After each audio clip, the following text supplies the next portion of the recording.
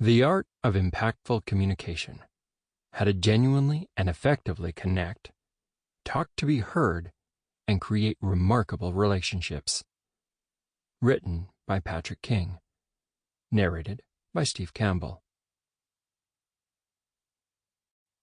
Introduction. One of my best friends is named Jason, and I met him because we were on the same soccer team. That sounds like something a 5-year-old would say.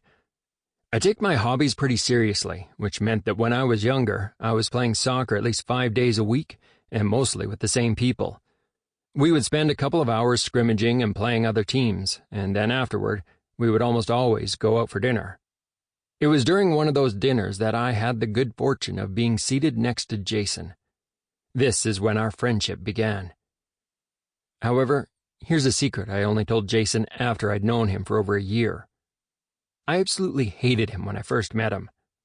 It wasn't a slight aversion, a small annoyance, or a pebble in my shoe. He made a spectacularly negative impression on me for reasons I couldn't quite articulate.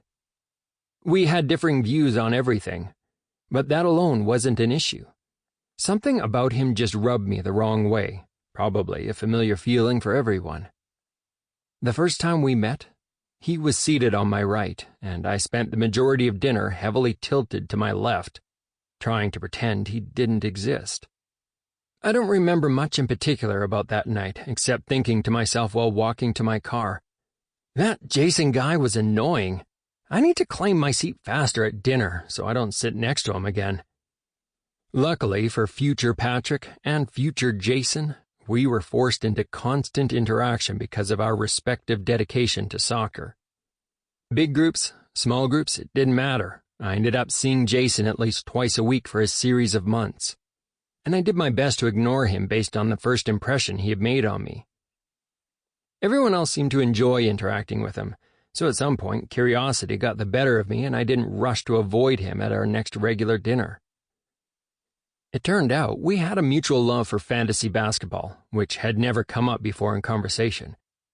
This made a difference in how I viewed him, as we instantly jumped into a rousing conversation about the value of players and potential trades. We were able to bond over a mutual interest, and I was able to completely forget about the negative impression I previously had about him. We exchanged contact information so we could talk about strategies and statistics later that night, and a friendship was born. What does that have to do with the subject of this book on communication and relationships? Isn't my friendship with Jason a direct oxymoron of good communication because it... Sample complete. Ready to continue?